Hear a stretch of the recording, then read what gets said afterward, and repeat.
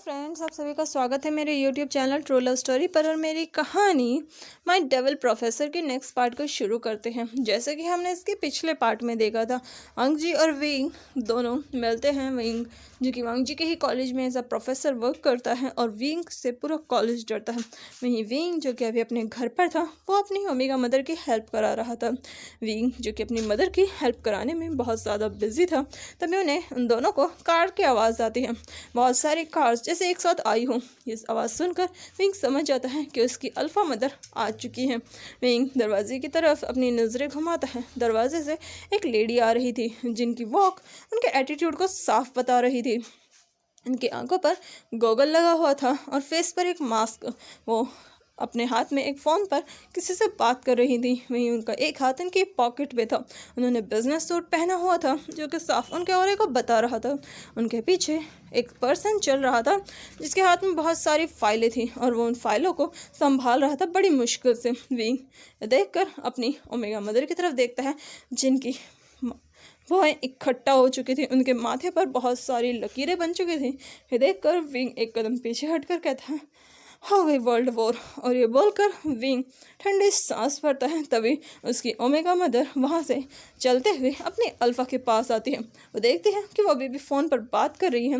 ये देखकर विंग की जो ओमेगा मदर थी, वो एक झटके से उसके हाथ से उसका फ़ोन छीन लेती है। ये देखकर वो सेक्रेटरी जो कि पीछे आ रहा था, जो कि उसका पीए था, वो बड़ी मुश्किल से उन फाइलों को संभालता है, जो कि गिरते गिरते बचती है, क्योंकि उसे झटका लगा था। शायद ही कोई इस दुनिया में एग्जिस्ट करता होगा जो इस पर्सन के हाथ से उसका फ़ोन छीन सके, सिवाय एक के। वो है उसकी खुद की ओमेगा।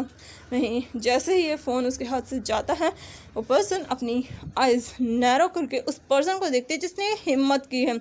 लेकिन जैसे ही उसकी नज़रें उस पर्सन के फेस पर जाती है और उसकी भौहें इकट्ठी और माथे पर इतनी लकीरें देखकर एक समय के लिए उस पर्सन की सांसें भी हट जाती हैं। वो उसे देखकर कहती हैं, तुमने मेरा फ़ोन क्यों लिया? जो सुनकर ओमेगा गुस्से से कहती है, ये घर है, तुम्हारा ऑफिस नहीं, जहाँ तुम अपने ऑफिस पे बात करोगी। और हाँ, घर पर तुम्हें कितनी बार मैं समझाऊं, इस तरीके से आना अलाउड नहीं है। अगर तुमने दोबारा ऐसी हरकत की तो इस बार मैं सच में तुम्हारे इस फ़ोन के टुकड़े टुकड़े कर दूंगी। ये सुनकर वो अल्फा थोड़ा रुकती है, फिर वो अपनी ओमेगा की तरफ देखती है। फिर उसकी नज़र विंग पर जाती है, जो कि वहीं खड़ा था। उसके चेहरे पर एक स्माइल थी। ये देखकर वो उसकी बहुत इकट्ठी हो जाती है और वो उसे देखकर कहते हैं, अच्छा ठीक है, नेक्स्ट टाइम से मैं ध्यान रखूँगी। और ये बोलकर वो कहते हैं, लाओ मेरा फ़ोन दो, एक इम्पॉर्टेंट कॉल है, मैं बात कर लेती हूँ। ये सुनकर उसकी बहुत इकट्ठी होती हैं, लेकिन फिर वो अपने सर को शेक करके कहती है, तुम कभी नहीं सुधर सकती। और वो उस फ़ोन को उसके हाथ में थमाते हुए पूरी तरीके से फेंकते हुए कहती है, लो कर लो बात। और ये बोलकर वो पलट कर विंग की तरफ चली जाती हैं। वहीं वो ओमेगा अल्फ़ा अपनी क्लाइंट से बात करती है। उसके बाद वो फ़ोन को रख देती है और फिर अपने पीए से कहती है, ये सारी फाइलें मेरे स्टडी रूम में रख दो। ये सुनकर वो पीए हाँ करता है। वहीं वो एक नज़र अपने उन दोनों मेंबर्स को देखती हैं, फैमिली मेंबर्स को, जो कि आपस में ही लगे हुए थे। फिर वो अपने रूम में जाती हैं, अपने कपड़े चेंज करती है, फ्रेशन अप होती है, फिर नीचे आती हैं, जहाँ खाना पूरी तरीके से सेटअप था और विंग बैठा हुआ था। विंग अपनी मदर को देखकर कहता है, मदर कैसी हैं आप? ये सुनकर वो विंग की तरफ देखकर कहती है, आज तुम्हारा दिन कैसा गया? ये सुनकर विंग बड़े ही कामली जवाब देता है, बहुत अच्छा। और ये बोलकर विंग उन्हें देखकर स्माइल करता है, लेकिन उसकी स्माइल में टीजिंग साफ साफ थी, जैसे कह रहा हो, हाँ, आते ही डांट पड़ गई। और ये बोलकर वो अपनी स्माइल से ही जैसे ये बोल रहा हो, वहीं उसकी स्माइल देखकर वो समझ जाती है कि विंग क्या कहना चाहता है। ये देखकर वो कहते हैं, चुपचाप अपना खाना पर ध्यान दो, इतने बड़े नहीं हुए हो कि तुम मुझसे इस तरीके से बात कर सको। ये सुनकर विंग कोई जवाब नहीं देता। वो फिर अपने खाने को खाने लगता है। इसकी नज़र अपनी ओमेगा मदर पर जाती है, जो कि उसकी अल्फ़ा मदर को बहुत बुरी तरीके से घूर रही थी। ये देखकर विंग अपनी अल्फ़ा मदर को हल्का सा कोहनी से मारते कहता है, विंग जैसे ही खांसने की एक्टिंग करता है वो अपनी नज़रें उठाकर एक नज़र विंग को देखती है, फिर उसकी नज़रें दूसरी तरफ जाती है जहाँ उसकी ओमेगा उसे पूरी तरीके से घूर रही थी। ये देखकर वो थोड़ा सा अपने आप को संभालती है और अच्छे से बैठते हुए कहती है, वैसे आज तुमने सारा दिन क्या किया? जैसे ही अपनी ओमेगा से ये पूछती है, उसकी ओमेगा उसे ताना मारते हुए कहती है, तुम्हारी तरह मेरे पास कोई बिजनेस या ये सब तो मैं करती नहीं, इसलिए और क्या करूँगी, सारा दिन घर पे ही थी, कहाँ जाऊँगी, वैसे भी किसी के पास टाइम ही नहीं है मेरे लिए। और ये बोलकर वो उन दोनों अल्फ़ा को घूरने लगती है जो कि उसका बेटा और उसकी वाइफ दोनों थी। वहीं ये देखकर विंग कहते हैं, मदर मैं कहाँ से बीच में आ गया, मैं तो अब दोनों की लड़ाई में कहीं था ही नहीं। जिस पर उसकी ओमेगा मदर कहती है, तो तुम्हें क्या लगता है हमारे बीच में लड़ाई कराकर तुम आराम से चैन से सो जाओगे? ये सुनकर विंग मुंह बनाता है और फिर अपना फूड एंजॉय करता है। वहीं वो लोग फिर साथ में खाना खाते हैं जहाँ विंग मदर जो कि अल्फा मदर थी वो कुछ बात कर रही थी अपनी ओमेगा से और विंग खाना खा रहा था। खाना खाकर विंग जाते हुए कहता है, ठीक है मैं अपने रूम में जा रहा हूँ, और ये बोलकर वो वहाँ से निकल जाता है। विंग के जाने के बाद वो लोग एक दूसरे की तरफ देखते हैं जहाँ वो अपनी ओमेगा को थोड़ा अपने करीब खींचती है जिससे उसकी ओमेगा डायरेक्टली उसकी लैप में जाकर बैठ जाती है। ये देखकर वो उससे बड़े ही प्यार से पूछती है, क्या बात है तुम मुझसे गुस्सा हो? ये सुनकर ओमेगा जिसका नाम और कोई नहीं बल्कि हॉलन था, वहीं उसकी अल्फ़ा जिसका नाम यांग था, वो बड़े ही आराम से कहते हैं, तुम्हें फुर्सत है मुझसे बात करने की? कितनी बार कॉल किया मैंने, तुम हमेशा बिजी ही रहती हो। और ये बोलकर वो अपने हाथों को फोल्ड करके दूसरी तरफ फेस को घुमा लेती है। ये देखकर वो उसकी चिन से उसके फेस को अपनी तरफ घुमा कर कहती है, आई एम सॉरी मैं थोड़ा बिजी थी, लेकिन मैंने तुमसे कहा था ना कि मैं जल्दी आ जाऊँगी। जिस पर वो उसे टाइम दिखाते हुए कहती है, टाइम देखो जल्दी होता है इसे आना? हाँ इस तरीके से कोई जल्दी आता है? अगर तुम्हारे लिए मैं मूवी के लिए वेट करूँ ना तो मूवी ख़त्म हो जाएगी, लेकिन तुम नहीं आओगी। और ये बोलकर वो गुस्से से उसे घूरने लगती हैं यांग को, जो देखकर यांग कहते हैं, अच्छा ठीक है बाबा मैं माफ़ी मांग रही हूँ ना। जो सुनकर वो कहते हैं, तुम्हें और आता ही क्या है, हर बार यही करती हो मेरे साथ, और फिर सॉरी सॉरी तो जैसे तुम्हें भीख में मिला है। ये सुनकर वो कहते हैं, हे। जैसे सुनकर उसकी ओमेगा उसे ब्रूटली घूर रही थी और कहती है, आज से तुम रूम में नहीं सोने वाली, चुपचाप रूम से बाहर सोना। जो सुनकर उस अल्फा के फेस का रंग बिल्कुल उड़ जाता है और वो अपनी ओमेगा को टाइटली हग करके कहती है, अच्छा ठीक है कल हम बाहर घूमने चलेंगे। जो सुनकर हॉलिन बहुत गुस्से से कहती है, तुम्हारी कोई इम्पोर्टेंट मीटिंग नहीं है जो तुम मेरे साथ बाहर घूमने की बात कर रही हो? कहीं पता चले रास्ते में ही कहो सॉरी एक इम्पॉर्टेंट मीटिंग आ गई। और ये बोलकर वो उसे ऐसे देख रही थी जिसे कह रही हूँ यही रियलिटी है ना। और ये देखकर यांग गहरी सांस लेकर कहती हैं, अच्छा ठीक है मैं अभी सारी मीटिंग्स कैंसिल करती हूँ तुम्हारे सामने। ये सुनकर वॉलन कहती है, ठीक है करो। और ये बोलकर वो यांग का फ़ोन उसके हाथ में पकड़ाती हैं। ये देखकर यांग कहती हैं, तुम सच में चाहती हो? इस पर वॉलन कहती है, कोई शक? जिस पर यांग एक गहरी सांस लेती है, फिर अपने पीए को फ़ोन करती है। पीए जो कि जा रहा था वो फ़ोन उठाकर कहते हैं, जी जी बॉस। जो सुनकर वो कहती है, मेरी कल की सारी मीटिंग्स कैंसिल कर दो। ये सुनकर वो पीए कहता है, लेकिन आपकी आपकी मीटिंग्स तो, वो इससे आगे कुछ कहता है तभी दोबारा आवाज़ आती है, सुना नहीं तुमने? जो सुनकर वो पीए हार मानते कहता है, जी। और वहीं फ़ोन कट जाता है इसी के साथ। और फिर वो अपनी ओमेगा की तरफ देख कर कहती है, खुश? जो सुनकर वॉलन उसे हक करके कहती है, बहुत खुश, कल से कल तुम्हारा सारा दिन मेरा। वैसे कल मैंने सोचा है कि हम लैंड से मिलने जाएंगे, वैसे भी वो बहुत टाइम से कह रहे हैं कि हम साथ में डिनर करें, तो चलो हम कल साथ में अपने एंजॉय करेंगे। ये सुनकर यंगन कहती है, ठीक है जैसा तुम चाहो। ये सुनकर वॉलन कहती है, बस एक दिन मिलता है मुझे तुम्हारे साथ पूरा एंजॉय करने का। ये सुनकर यंगन कहती है, ठीक है मैंने कहा ना जैसा तुम चाहो, तुम जैसे चाहो वैसे एंजॉय कर सकती हो। ये सुनकर वॉलन खुश हो जाती है। फिर वो लोग साथ में बातें करते हुए आराम से खाना खाते हैं। वही दूसरी तरफ विंग जो कि अपने रूम में बैठा हुआ था वो अपने फ़ोन को चेक करता है जहाँ कुछ मैसेजेस आए हुए थे। विंग उन मैसेजेस को देखता है, फिर एक बुक पढ़ता है और उसके बाद विंग बेड पर लेट जाता है। विंग अपनी आंखें बंद करता है और थोड़ी देर में वो नींद में चला जाता है। विंग आराम से सुकून से सो जाता है। वहीं दूसरी तरफ आंग जी जो कि अपने रूम में सो चुका था उसकी मदर वांग जी को एक बार चेक करने के लिए आती है। वांग जी सो चुका है, अच्छे से सो रहा है। देखकर वो उसके ब्लैंकेट को थोड़ा सही करती है और फिर वो भी वहाँ से चली जाती है। नेक्स्ट मॉर्निंग वांग जी हड़बड़ी के साथ उठता है। वो उठकर सीधा तैयार होकर नीचे आता है जहाँ उसकी मदर ने उसके लिए फूड रेडी कर रखा था। वांग जी जल्दी से अपना नाश्ता करता है और भागते हुए जाने लगता है। ये देखकर उसकी मदर कहती है, वांग जी आज तुम छुट्टी कर लो। जिस पर वांग जी कहता है, नहीं मदर, मुझे आज कॉलेज जाना है। ये बोलकर वांग जी भागते हुए कॉलेज के लिए निकल जाता है। वांग जी जैसे ही कॉलेज के अंदर आता है वो देखता है सारे स्टूडेंट्स लगे हुए हैं अपनी पढ़ाई करने, क्योंकि एग्ज़ाम्स आने ही वाले हैं। ये देखकर वांग जी अपने सर को शेक करता है और फिर अंदर आता है। तभी उसे आवाज़ आती है, वांग जी तुम आ गए। ये सुनकर वांग जी उस तरफ देखता है जहाँ हुसैन और बाकी सब खड़े थे। वांग जी उनके पास जाकर कहता है, तुम लोग कब आए? लगता है जल्दी आ गए। जो सुनकर हुसैन कहता है, हाँ थोड़ा जल्दी आ गए। और ये बोलकर वो वांग जी के गले में बाहें डालकर कहता है, वैसे भी हमारा दोस्त है ही इतना पॉपुलर, इसके लिए हमें जल्दी आना पड़ता है ताकि हम तुम्हारे लिए थोड़ा माहौल बना सके। ये सुनकर वांग जी कहता है, ओह ऐसी बात है, तो बताओ क्या माहौल बनाया है मेरे लिए। ये सुनकर उसके दोस्त कहते हैं, देखो पूरा स्टेज रेडी है, ऐसे भी सुना है तुम्हारे पेरेंट्स आएंगे। ये सुनकर वांग जी कहता है, अरे नहीं, मैंने बस साइन करवाया है। ये सुनकर यूजन कहता है, उन्होंने साइन कर दिए। जिस पर वांग जी कहता है, हाँ कर तो दिए। फिर वो वांग जी को चेक करते हुए कहता है, कितनी मार पड़ी इस बार। इस पर वांग जी अपनी पैंट को हल्का सा उठा कर दिखाता है, बहुत मारा है यार।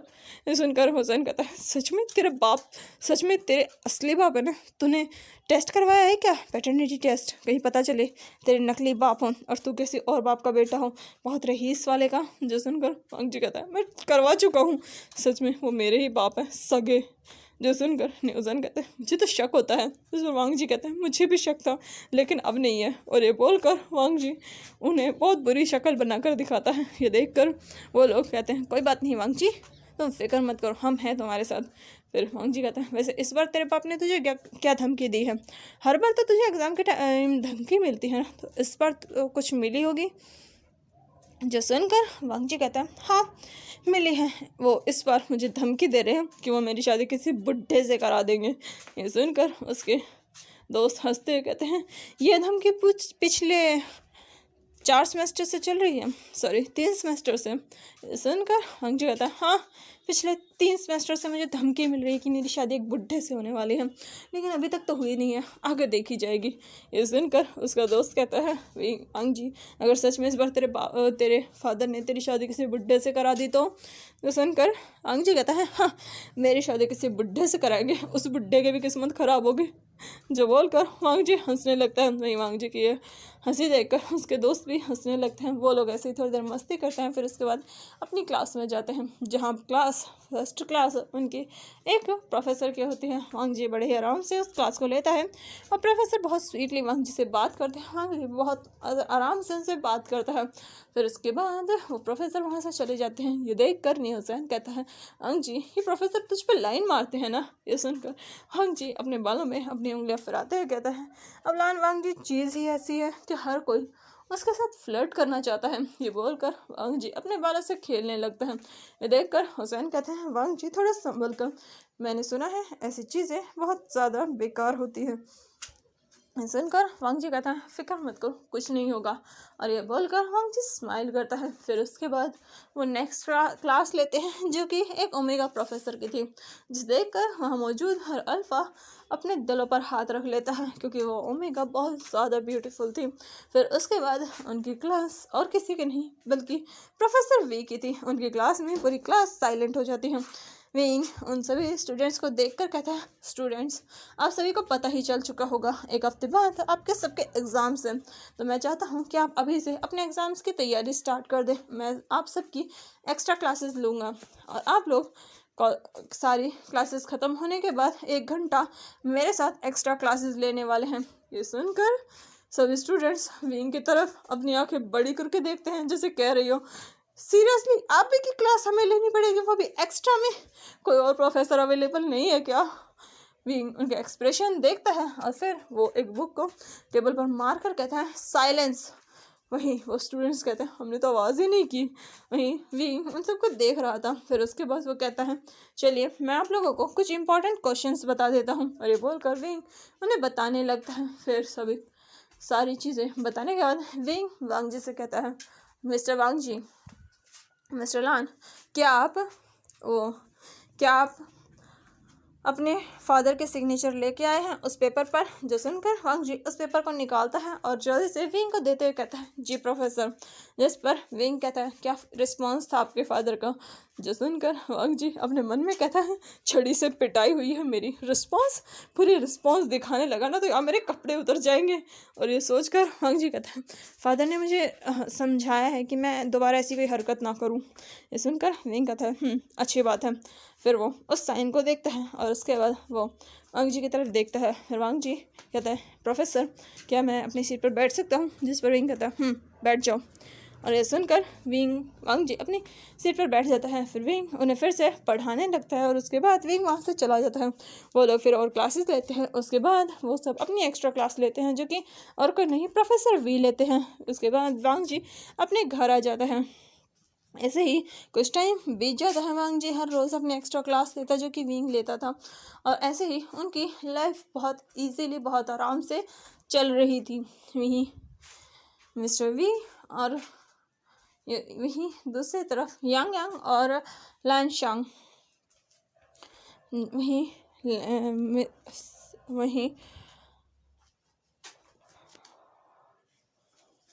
वहीं दूसरी तरफ एक डिनर का प्लान बनता है जो कि लैन कुरैन और उनकी वाइफ लैनी बनाते हैं, जहां वो वी यांग और वालिन दोनों को इनवाइट करते हैं। यांग यांग वहाँ आती हैं। उसने अभी भी अपने नॉर्मल क्लॉथ से पहने हुए थे। वहीं वालिन ने बहुत खूबसूरत रेड ड्रेस पहनी हुई थी। वो उसे लेकर अंदर आती हैं जहाँ डिनर टेबल पर सारी चीज़ लगी हुई थी। वांग जी आज घर पर नहीं था, वो अपने दोस्तों के साथ इंजॉय करने के लिए गया हुआ था। वो लोग डिनर पर बैठते हैं और आराम से डिनर करते हैं, जहाँ लैन कुरैन कहते हैं वैसे मुझे तुमसे कुछ बात करनी थी यांग यांग। ये सुनकर यांग यांग कुरैन की तरफ देख कर कहती है बोलो क्या बात है? जो सुनकर कुरैन कहता है मैं तुमसे एक अपने बेटे के बारे में कुछ बात करना चाहता हूँ। जो सुनकर यांग यांग उसकी तरफ देखती है। फिर वो कुरैन के सीरियस फेस को देखकर कहती है ठीक है हम अकेले हम बात करेंगे। ये सुनकर कुरैन कहता है ठीक है। वहीं ये देखकर वालिन कहती है क्यों, मेरे सामने बात करने में क्या दिक्कत है? फिर वो कुरैन को देखते हुए कहती है कुरैन कि तुम्हें कोई दिक्कत है कि मेरे सामने भी तुम बात ना कर सको? ये सुनकर कुरैन कहता है अरे नहीं ऐसी कोई बात नहीं है, मैं बस ऐसे ही पूछ रहा था। जो सुनकर यांग यांग कहते हैं हम बात करेंगे। और ये बोलकर वो कुरैन के साथ बात करती है, जहाँ कुरैन विंग और वांग जी के रिश्ते की बात करता है। जो सुनकर यांग कहते हैं नहीं मैं नहीं चाहती कि तुम अपने बेटे की लाइफ बर्बाद करो। ये सुनकर कुरैन कहता है लेकिन मैं चाहता हूँ कि मेरे बेटे की शादी विंग से हो। जो सुनकर यांग कहते हैं नहीं उनके बीच में इस डिफरेंस बहुत ज़्यादा है। ये सुनकर वालिन कहती है लेकिन वांग जी विंग के लिए सही है, पर यांग यांग इसके लिए साफ मना कर देती है। वहीं ये देखकर कुरैन उसे मनाने की कोशिश करता है, पर यांग यांग उसकी बात नहीं सुनते। जो देखकर कुरैन काफ़ी परेशान हो जाता है। तभी वालिन कुरैन के पास आती है और उससे कुछ बात करती है। ये सुनकर कुरैन के चेहरे पर एक स्माइल आती है और उसकी आंखों में चमक आती है। वहीं वालिन उसे देख के और स्माइल करती है। फिर कुरैन उसे कहता है थैंक यू मेरी हेल्प करने के लिए। जो सुनकर वालिन कहती है कोई बात नहीं, वैसे भी वो जल्दी ही मान जाएगी। और ये बोलकर वो लैन ये से बात करती है। फिर उसके बाद वो लोग वहाँ से चले जाते हैं। और वहीं यांग यांग जो कि कार चला रही थी उसके फेस पर कुछ एक्सप्रेशन नहीं थे। ये देखकर वालिन उसके हाथ पर अपने हाथ को रखकर कहती है तुम किस बात से परेशान हो? ये सुनकर यांग यांग कहते हैं मुझे कुरैन की बात सही नहीं लग रही। कुरैन अपने बेटे की शादी विंग से करना चाहता है, लेकिन मैं जानती हूँ मेरा बेटा कैसा है और वो वांग जी के लिए बिल्कुल सही नहीं है। ये सुनकर वालिन कहती है लेकिन तुम ऐसा कैसे सोच सकती हो, विंग बहुत अच्छा है। जो सुनकर यांग यांग कहती है हाँ विंग अच्छा है, लेकिन तुम बात समझ नहीं रही। अगर उन दोनों की शादी हुई तो पक्का प्रॉब्लम होगी। तुम जानती हो विंग अपने नियमों के लिए कितना पक्का है। विंग को हर चीज़ रूल रेगुलेशन में पसंद है, और अगर उसकी शादी वांगजी से हुई तो उसे अपने सारे रूल सब कुछ चेंज करना पड़ेगा। और मैं जानती हूँ कि विंग किसी के लिए भी खुद को चेंज नहीं करेगा। जो सुनकर वॉलिन उनसे देख कर कहती है, तुमने भी तो खुद को चेंज किया ना मेरे लिए, तो विंग क्यों नहीं करेगा। जो सुनकर यंग कहते हैं, मेरी और उसकी बात अलग है। मैंने चेंज किया सब कुछ क्योंकि मैं तुमसे प्यार करती थी। हमारी लव मैरिज थी, लेकिन विंग और वांगजी की अरेंज मैरिज होगी, और मैं नहीं चाहती कि दोनों बच्चों की लाइफ बर्बाद हो। अगर उन दोनों की लाइफ में कभी प्यार नहीं हुआ तो वो इस पूरी मैरिज को किसी बर्डन की तरह समझेंगे, और मैं नहीं चाहती कि उनकी लाइफ पर बर्डन आए।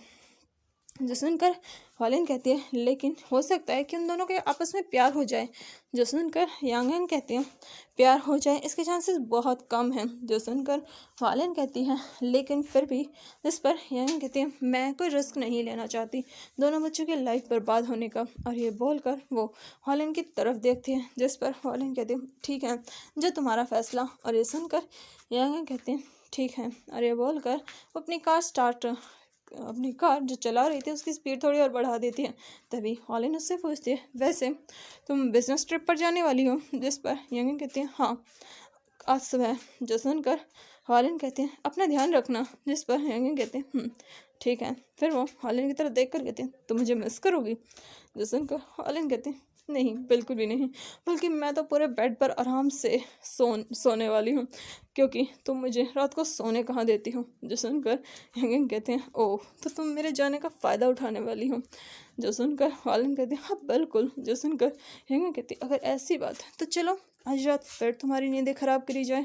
जो सुनकर हॉलिन का फेस हल्का सा रेड हो जाता है, और वो यंग को मारते हुए कहती हैं, तुम कितनी शेमलेस हो। जो सुनकर यंग हल्का सा हंसती है, और फिर वो हॉलिन की वेस्ट में अपने हाथ को रैप करके कार चलाने लगती है। थोड़ी देर बाद उनकी कार घर के सामने रुकती है। वो अंदर आते हैं। विंग सो चुका था, इसलिए लाइट्स ऑफ थी। ये देखकर यंग कहते हैं, लगता है तुम्हारा प्यारा लिटिल बेबी सो चुका है।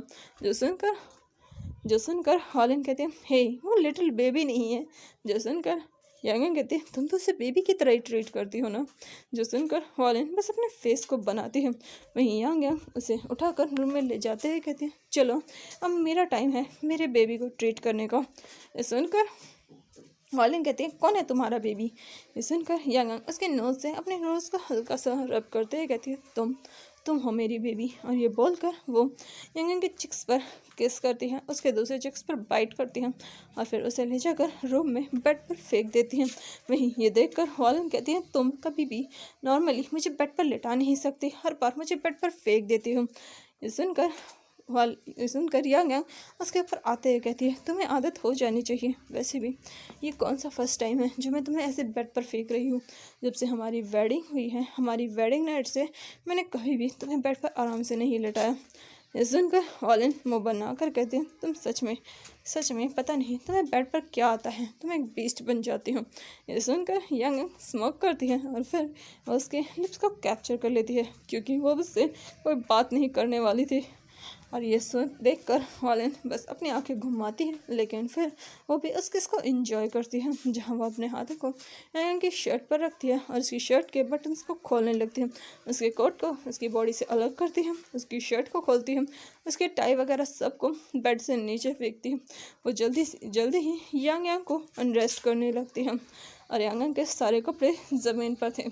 यंग जिसकी अपर बॉडी साफ दिख रही थी, हॉलिन उसे अपने हाथों से टच कर रही थी। वालिन के कपड़े अभी भी इधर के उधर नहीं हुए थे। यंग जैसे ही किस ब्रेक करती है, वो खुद को देखती है, फिर हॉलिन को देख कर कहती हैं, लगता है तुम कुछ ज़्यादा ही एक्साइटेड हो। जिस पर हॉलिन कहते हैं, मेरी गलती नहीं है, तुम्हारी गलती है।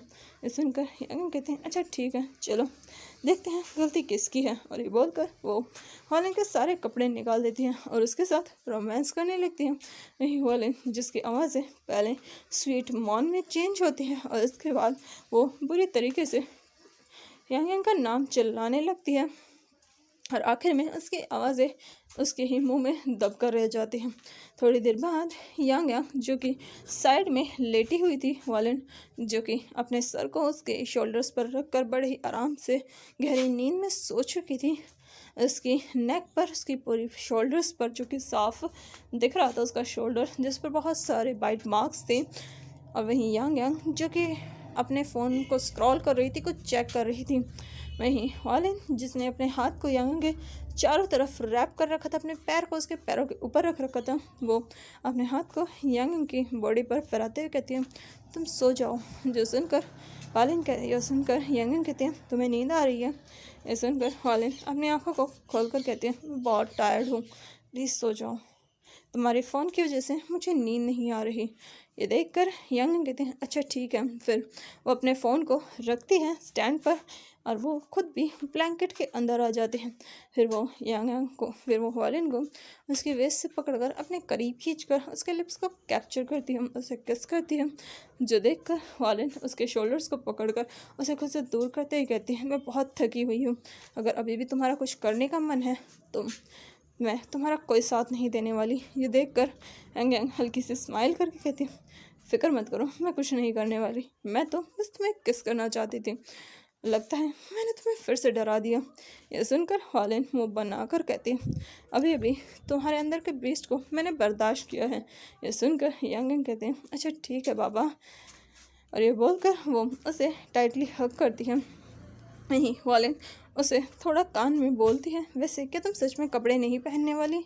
ये सुनकर यांग कहते हैं क्यों, तुम्हें कोई दिक्कत है। इस पर हॉलिन कहते हैं नहीं, बस मुझे सुबह के लिए डर लग रहा है, कहीं पता चले सुबह फिर से मुझे तुम्हें बर्दाश्त ना करना पड़े, कहीं तुम्हारे अंदर का फिर से वो हॉर्नी बीस्ट ना जाग जाए। ये सुनकर यांग यांग हल्का सा गिगल करती है और फिर वो अपने फेस को हॉलिन की नेक में रब करती है और कहती है अब सो जाओ। ये सुनकर हॉलिन कहती है अच्छा ठीक है, और फिर वो अपने हाथों को यांग के बालों में फहराने लगती है और थोड़ी देर में दोनों गहरी नींद में सो जाते हैं।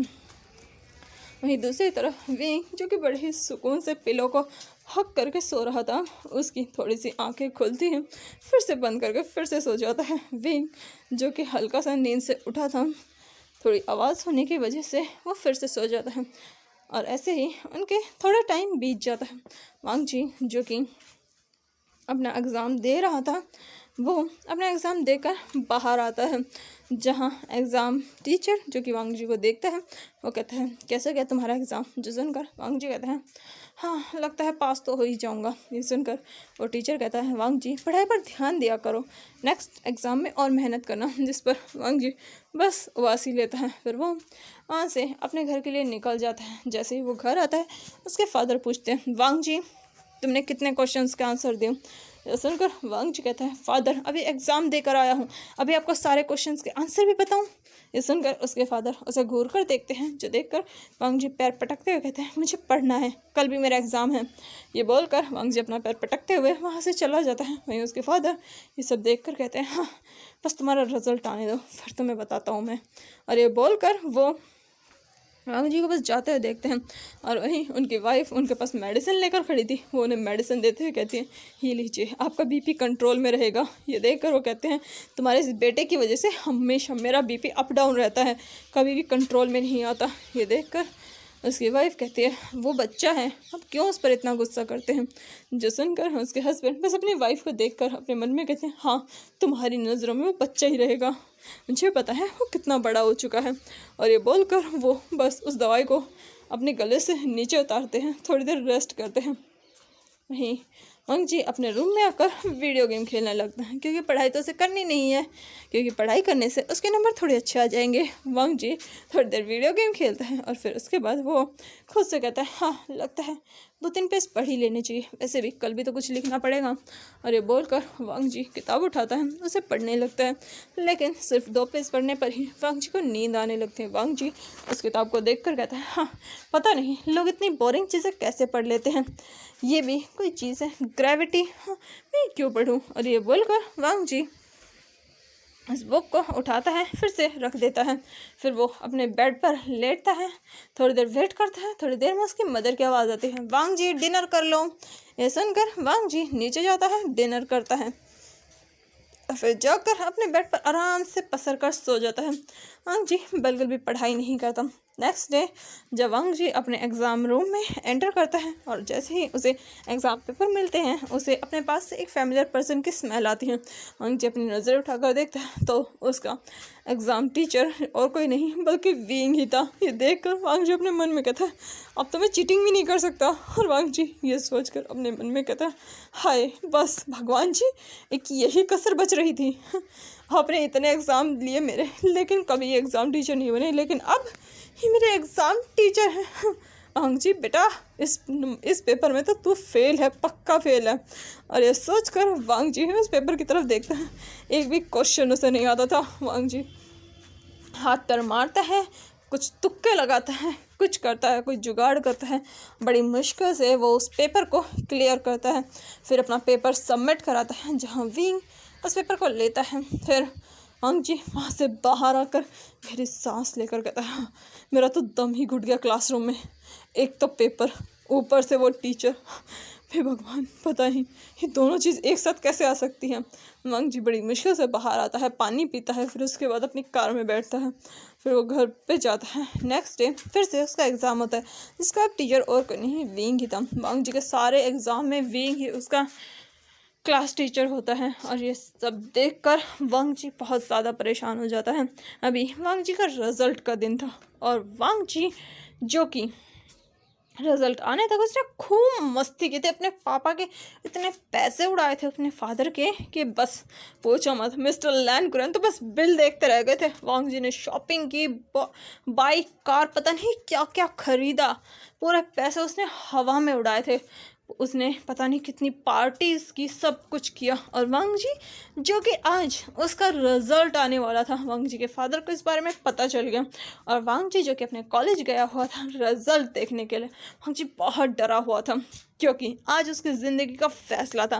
वांग जी जाता है, रिज़ल्ट बोर्ड को देखता है जहाँ सभी बच्चों के रिज़ल्ट लिखे हुए थे। वांग जी के दोस्त अपना रिज़ल्ट देख कर कहते हैं वांग जी हम तो पास हो गए। वहीं शुएंग कहता है वहीं शाओशिन चैंग कहता है मेरे तो सही नंबर आए हैं। वहीं हुसैन कहता है हाँ मेरे भी सही हैं, वैसे भी इतने बुरे नहीं हैं, 70% है मेरे। और ये बोलकर वो स्माइल करता है। वहीं वांग जी डरते हुए कहते हैं इसके 70 है, मेरे तो 50 ही आएंगे। और ये बोलकर वांग जी जाता है, वो उस बोर्ड को चेक करने लगता है। वांग जी नीचे से चेक करना शुरू करता है। तभी निजन कहता है वांग जी ऊपर से चेक करो, क्या पता तुम टॉप 10 में आओ। सुनकर वांग जी उसकी तरफ देख कर कहता है अरे यार मजाक उड़ाना है तो हद से उड़ाना, सीरियसली टॉप 10 मेरे साथ पूछते नहीं आई होंगे टॉप 10 में। और वहीं वांग जी के फादर जो कि अपनी कार से बाहर निकलते हैं, वांग जी का कॉलेज में एंटर करते हैं और सीधा उस बोर्ड की तरफ जाने लगते हैं जहाँ वांग जी के रिजल्ट आए हुए थे। वांग जी अपने फादर की तरफ देखकर कहते हैं फादर आप यहाँ। जिस पर मिस्टर लैनक्रन कहते हैं वांग जी मैं आज तुम्हारा रिजल्ट खुद चेक करूँगा। ये देखकर वांग जी कहता है फादर बता देता ना। जिस पर वांग जी के फादर कहते हैं हाँ, तुझ पर तो मैं बिल्कुल भी यकीन ना करूँ। ये देखकर वांग जी कहता है सगा बेटा हूँ आपका। जिस पर मिस्टर लैनक्रन कहते हैं मुझे तो शक है। और ये बोलकर वो उस बोर्ड को चेक करने लगता है, वो ऊपर से नीचे चेक करने लगता है जहाँ वो सभी बच्चों के नंबर्स, नाम, सब कुछ देखता है। वांग जी का रोल नंबर उन्हें याद था। वो वांग जी का रोल नंबर ढूंढते ढूंढते ढूंढते ढूंढते नीचे आते हैं टॉप 50, टॉप 100 और नीचे और नीचे नीचे। जैसे ही वो लास्ट रो में आने ही वाले थे वो देखते हैं और उनका हाथ रुक जाता है। वांग जी का नंबर देखते हैं जहाँ वांग जी के 60% भी नहीं थे। और ये देखकर मिस्टर लैन कुरैन की भौहें बिल्कुल इकट्ठी हो जाती है, उनका फेस टाक हो चुका था, बिल्कुल काला पड़ चुका था। वहीं मैडम लैन वांग जी की तरफ देखती है और वांग जी को इशारा करती है कि भागो यहाँ से वरना ड्रैकुला तुम्हें खा जाएगा। और वांग जी जैसे अपने फादर की उंगली देखता है और उस जगह को देखता है जहाँ नाम लिखा हुआ था लैन वांग जी, नंबर के साथ उसकी परसेंटेज। और यह देखकर वांग जी अपने कदम पीछे लेता है। न्यू हुसैन उसका हाथ पकड़ता है और कहता है वांग जी भागो। वहीं वांग जी कहता है भागो। वांग जी अपने दोस्तों के साथ वहाँ से भागने लगता है। तभी मिस्टर लैन कुरैन जोर से चिल्लाते हैं पकड़ो इसे। और ये सुनकर उनके बॉडीगार्ड सीधा वांग जी को पकड़ लेते हैं। वांग जी चिल्लाता है, फादर छोड़िए मुझे। वांग जी के फादर जिन्होंने वांग जी को पकड़ रखा था, उसके एक हाथ को एक बॉडीगार्ड ने और दूसरे बॉडीगार्ड ने वांग जी के दोस्त जो कि वहाँ से भाग रहे थे वो रुक जाते हैं, क्योंकि वांग जी उनके साथ नहीं था जिसके लिए वो भाग रहे थे। पीछे पलट कर देखते हैं जहाँ वांग जी को घसीटते हुए बॉडीगार्ड कार में लेकर जा रहे थे। देख कर वो चिल्ला कर कहते, वांग जी हमारा दोस्त, कोई बचाओ उसे किडनैप करके लेके जा रहे हैं, कोई बचाओ उसे। वहीं वांग जी को जिसे उसके फादर उठाकर लेकर जा रहे थे, वांग जी चिल्लाते कहता है, फादर मुझे छोड़ दो। वहीं मिस्टर लैनकुरन कहते हैं, नहीं बिल्कुल भी नहीं, ये तुम्हारी सज़ा है, आज मैं तुझे नहीं छोड़ूंगा। वहीं वांग जी उन बॉडीगार्ड्स को अपने हाथ पैर पंचेस मारता है और कार का दरवाज़ा खोलकर वहाँ से भाग जाता है। वांग जी के दोस्त जो कि बाइक लेकर तैयार खड़े थे, वांग जी एक बाइक पर बैठता है और उसके दोस्त बाइक चलाते हैं पूरी स्पीड में। वांग जी वहाँ से भाग जाता है और वांग जी के फादर सिर्फ चिल्लाते रह जाते हैं, लान वांग जी वापस आओ। वहीं वांग जी वहाँ से भागते हुए अपना क्रेडिट कार्ड दिखाते कहता है, फादर देखिए इसे, इसमें पूरे 10 लाख रुपए हैं, मैं अपनी ज़िंदगी ऐश में उड़ाऊंगा। और ये बोलकर वांग जी वहाँ से भाग जाता है। मिस्टर लैनकुरन गुस्से से चिल्लाते रह जाते हैं और वांग जी वहाँ से फरार हो जाता है। और मिस्टर लैनकुरन गुस्से से अपनी वाइफ की तरफ देखते हैं जो अपने सर को हल्का सा हिलाते हुए कहते हैं, आपको इतना गुस्सा नहीं करना चाहिए। जो देखकर मिस्टर लैनकुरन सीधा अपनी कार में बैठकर कहते हैं, ढूंढो इस लड़के को, जहाँ भी मिले जैसे भी मिले इसे मेरे सामने पेश करो।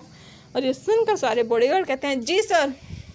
और मिस्टर लैनकुरन वहाँ से चले जाते हैं। मिस्टर लैनकुरन बहुत ज़्यादा गुस्से में थे। और वही वांग जी पहले नी हुसैन के घर जाते हैं, थोड़ा खाना पीना खाता है, फिर उसके बाद थोड़ा रेस्ट करता है और रात को पार्टी करता है।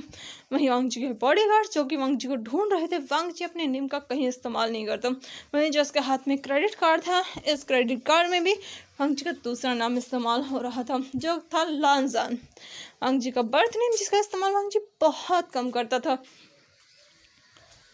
वांग जी अपने बर्थ नाम के बने क्रेडिट कार्ड का इस्तेमाल करता है, उसमें उसने अपने फादर के 10 लाख रुपए जमा कर दिए थे, वो भी बिना अपने फादर को कुछ पता लगे। और इसमें उसके दोस्तों ने उसकी पूरी मदद की थी।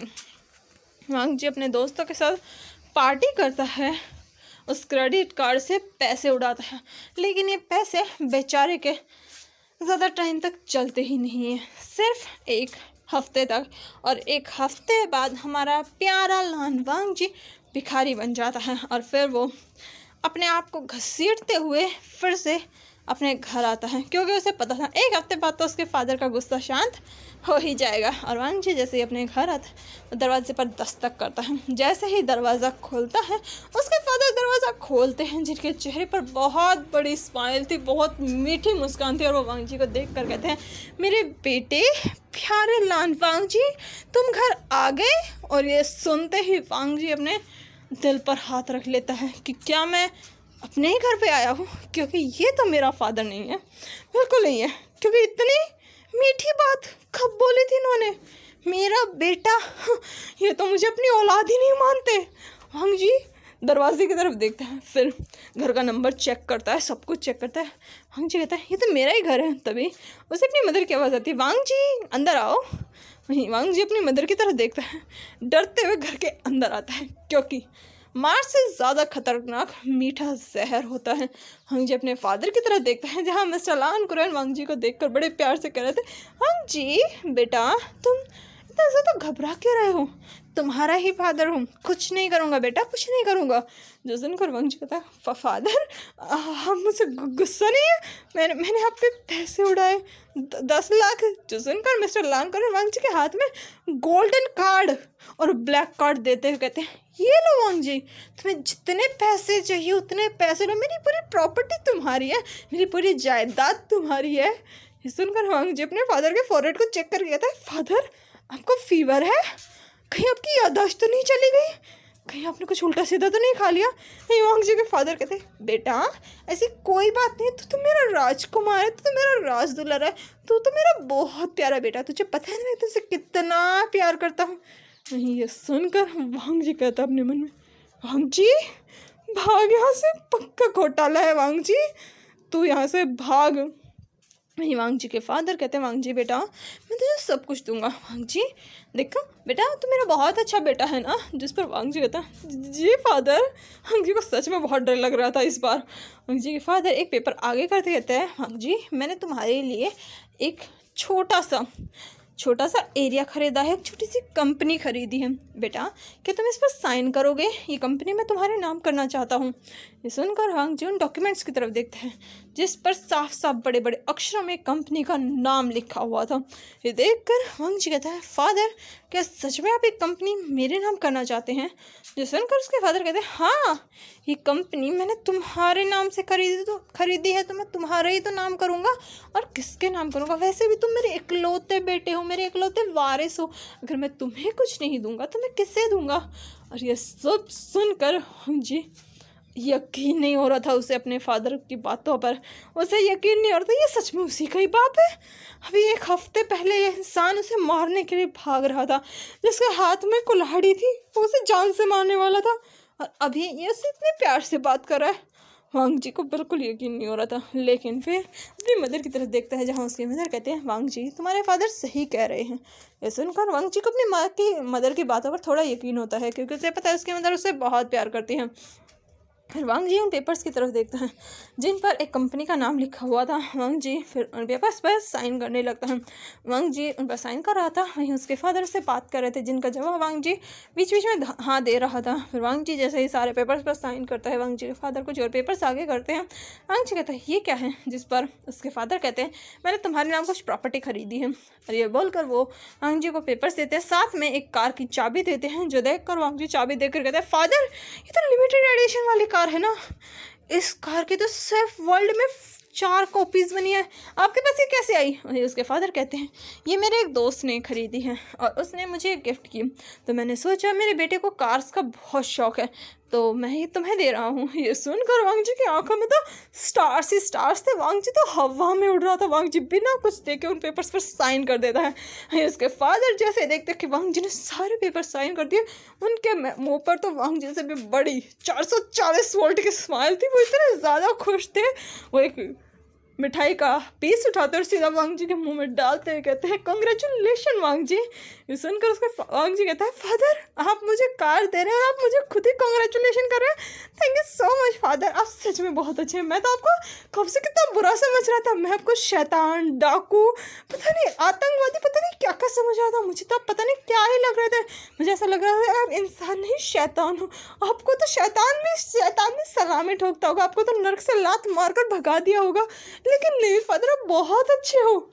वांग जी के फादर जैसे ही अपनी तारीफें वांग जी के मुंह से सुनते हैं, उनकी स्माइल जो कि उनके चेहरे पर चिपकी हुई थी वो फेक लगने लगती है। और वांग जी के फादर वांग जी की तरफ देखते हैं। वांग जी जो कि खुशी में पूरी तरीके से पागल हो चुका था, वो अपने फादर को झुलाते गए। तो फादर मुझे तो लगा था कि मैं आपका बेटा ही नहीं हूँ, आप मुझे सड़क से किसी कचरे से उठा कर लाए हैं, इसीलिए मैंने आपका अपना पैटर्निटी टेस्ट कराया, लेकिन आप सच में मेरे ही बाप है और मुझे अब इस बात का यकीन हो गया, आपने साबित कर दिया आप सच में मेरे सगे पिता हैं, आप बहुत अच्छे हैं फादर। और ये सब सुनकर मिस्टर लानगुरन कहते हैं, बेटा मैं तुझे कुछ और खुशखबरी देना चाहता हूँ। ये सुनकर वांग जी कहते हैं, जी बताइए। वही वांग जी के फादर उन पेपर्स को वांग जी के आगे करते हैं, जिस पर वांग जी कहता है, फादर मैंने साइन कर दिए। जिस पर उसके फादर कहते हैं, एक बार पढ़ भी लो बेटा, हर पेपर्स को पर बिना पढ़े साइन नहीं करने चाहिए। वहीं वांग जी ये सुनता है और अपने फादर की 440 वोल्ट की स्माइल देखता है तो उसके स्माइल फीकी पड़ जाते हैं। तो चलिए देखते हैं आखिर उन पेपर्स में क्या है ऐसा, और वांग जी की स्माइल क्यों फीकी पड़ गई। और चलिए देखते हैं इस कहानी में आगे क्या होगा। वैसे थोड़ी फ़नी है, थोड़ी मज़ेदार है, थोड़ी इंटरेस्टिंग है, और हाँ आपको इसमें रोमांस खूब मिलेगा, लेकिन साथ में आपको वांग जी के अलग अलग नखरे सब कुछ देखने को मिलेगा। तब तक के लिए अगर आपको ये कहानी पसंद आ रही है तो मेरे चैनल को लाइक कीजिए, शेयर कीजिए एंड सब्सक्राइब कीजिए। Thank you, bye bye and take care.